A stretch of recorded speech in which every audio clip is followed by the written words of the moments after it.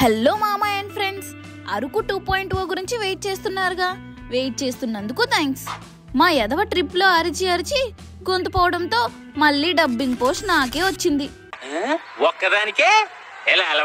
ఇంకో చిన్న విషయం, పార్ట్ 1 చూడని వాళ్ళు చూసేయండి. అండ్ వీళ్ళకైతే ఈ ట్రిప్ మొత్తం 1400 లో అయిపోయింది. డీటెయిల్స్ అన్ని లాస్ట్ లో చెప్తా, లేట్ చేయకుండా డైరెక్ట్ గా అరకు నుంచి స్టార్ట్ చేద్దాం. విజిల్ ఒకటే సరిపోదు, బద్దలైపోయి బ్యాక్గ్రౌండ్ మ్యూజిక్, స్లో మోషన్, గాల్లో కోట ఎగటాలు, చాలా స్పెషల్ ఎఫెక్ట్లు ఉన్నాయి. నేను ప్లాన్ చేస్తాను, నువ్వు వచ్చే బ్రదర్.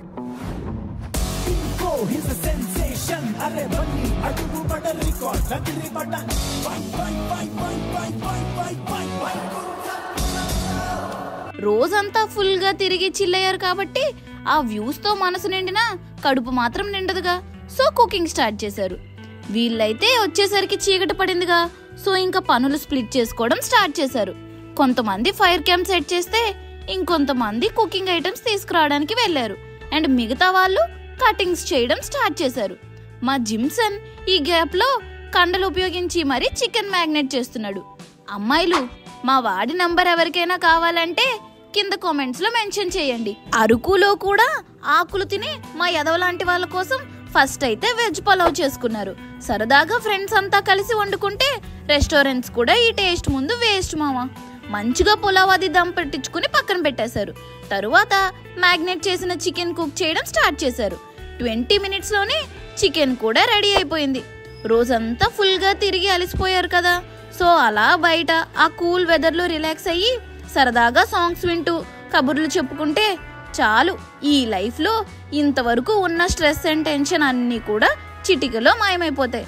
అండ్ వీళ్ళంతా చిన్నప్పటి నుంచి ఫ్రెండ్స్ కాబట్టి ఫన్ కూడా వేరే లెవెల్లో ఉంది.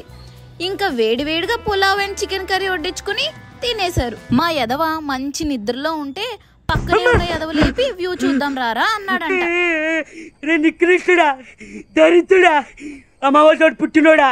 సమ్మర్ లో వ్యూ ఏంట్రా అని వీడు బయటకు వెళ్తే చలికి ఫాగ్ లేకపోయినా నైట్ పడిన చిన్న చిన్న వర్షానికి ఇంత చల్లగా ఉందంట. దూరంగా ఫాగ్ వ్యూ కూడా కనిపిస్తుంది. అండ్ పక్కనే తాత చెంబు పట్టుకుని లండన్ కి వెళ్తున్న వ్యూ కూడా చూసారంట. చూసింది చాలండి, పదండి. వస్తున్న దారిలోనే సన్ రైజ్ కూడా సూపర్ గా అనిపించింది. ఇంకా బ్రేక్ఫాస్ట్ కి టైం అవుతుందని ఇంకా రిటర్న్ వచ్చేసారు. నైట్ చీకట్లో సరిగ్గా కనిపించలేదు, కానీ ఈ మామిడికాయలు నైట్ కనిపించుంటే మాత్రం మార్నింగ్ కి ఆవకాయ పెట్టేసేవాళ్ళు మా గ్యాంగ్. పళ్ళు తోమడానికి ముందే పనులు స్టార్ట్ చేశారు.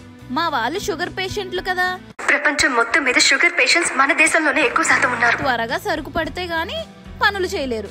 ఫస్ట్ బ్రెడ్ బాగా టోస్ట్ చేసి కట్ చేసిన ఆనియన్స్, మిర్చి, సాల్ట్ అండ్ చిల్లీ యాడ్ చేసి ఆమ్లెట్ వేయడం స్టార్ట్ చేశారు. అంతే, చాలా ఈజీ అండ్ ఫాస్ట్ గానే బ్రెడ్ ఆమ్లెట్ అయిపోయింది. కుకింగ్ లో మా ఎదవ అంత ఎక్స్పర్ట్ కాకపోవచ్చు, బట్ కడుపు మండుతున్నప్పుడు ఏదైనా బాగానే ఉంటుంది. ఐ మీన్ దొరికిందే ప్రసాదం అనుకోవాలి. బ్రేక్ఫాస్ట్ అయిపోయిన తర్వాత మా వాళ్ళు చాపరాయి దగ్గర చల్లబడదామని బయలుదేరారు. చూసేసరికి వాటర్ ఫ్లో అంతగా లేదు. అండ్ ఉన్న వాటర్ కూడా చాలా బురదగా ఉంది. మేబీ రోడ్ కన్స్ట్రక్షన్ వల్ల అనుకుంటా. దీనికి ఎంట్రీ టికెట్ వచ్చి 50 రూపీస్ అండ్ పార్కింగ్ ఛార్జెస్ అంతా కలిపి 600. ఎందుకులే బొక్క అని చెప్పి రణజలిడి వాటర్ ఫాల్స్ కి స్టార్ట్ అయిపోయారంట. రిటర్న్ వస్తున్న దారిలో జ్యోతి హనీ ఫార్మ్స్ దగ్గర ఆగారు. అరకులో హనీ చాలా ప్యూర్ ఫామ్ హనీ దొరుకుతుంది. మనకి హనీ అన్నది హనీ బీస్ కలెక్ట్ చేసే ఫ్లేవర్స్ బట్టి టేస్ట్ అండ్ థిక్నెస్ లో చేంజ్ ఉంటుంది. మా వాళ్ళైతే ఫ్రీ శాంపుల్ అని హాఫ్ సీసా అమాంతం నాకేశారు. చెప్పా కదండి, ఓసీగా వస్తే ఇస్తరాకులు నాకేసే రకం.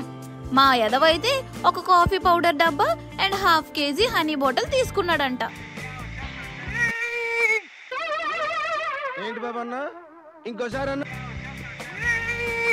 ఫైనల్ గా మార్నింగ్ స్నానం చేయడానికని రణజలిడి వాటర్ ఫాల్స్ కి వచ్చేసారు.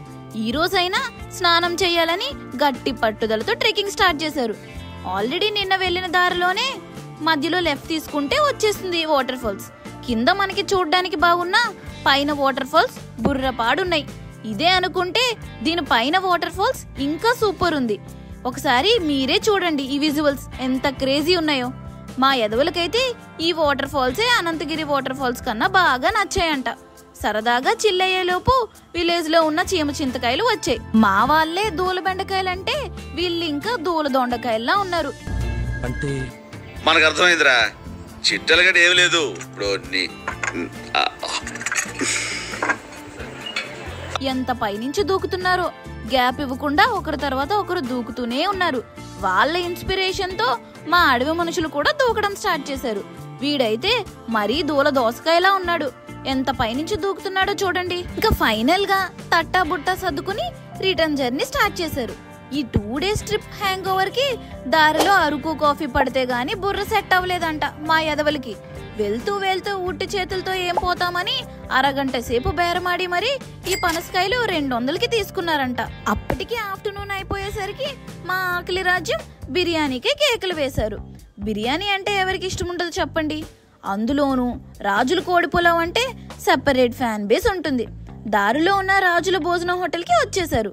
ఇక్కడ వీళ్ళు సర్వ్ చేసే కోడి పులావ్ స్పైసీ అండ్ ఫ్లేవర్ ఒక ఎత్తు అయితే, దానితో ఇచ్చే గ్రేవీ ఇంకా బుర్రపాడుంది. ఈ పులావ్ ఇంత టేస్ట్ రావడానికి రీజన్ ఏంటా అని చూస్తే వాళ్ళ మేకింగ్ ప్రాసెస్. కర్రల పొయ్యి మీద ధనాధన్ మండుతున్న వేడికి ఆ ఫ్లేవర్ సెట్ అయిపోతుంది అనుకుంటా. అండ్ ఆ హోటల్ మెయింటైన్ చేసిన వాళ్ళు కూడా రాజులు కావడంతో ఆ ఆథెంటిక్ ఫ్లేవర్ ఎక్కడ మిస్ అవ్వకుండా చూసుకుంటున్నారు. మీరు ఎప్పుడైనా ఇటు పక్క వస్తే ఈ బిర్యానీ అయితే అస్సలు మిస్ అవ్వకండి. వీళ్ళ ట్రిప్ మొత్తం 1400లో అయిపోయింది. గ్రూప్ గా వెళ్లారు కదా, సో పర్ హెడ్ చెప్తున్నా, స్టేకి 300 అయ్యిందంట, పెట్రోల్ కి 300 రూపీస్, 2 days ఫుడ్ కి 600, చిన్న చిన్న చిల్లర ఖర్చులతో కలిపి ఒక 200. ఇలా టోటల్ ట్రిప్ పర్ హెడ్ 1400లో అయిపోయింది. వీడియో నచ్చితే లైక్ కొట్టి సబ్స్క్రైబ్ చేసుకోవడం మర్చిపోవద్దు. కుదిరితే మీరు కూడా మీ గ్యాంగ్ తో సరదాగా ఒక బైక్ ట్రిప్ వేసేయండి.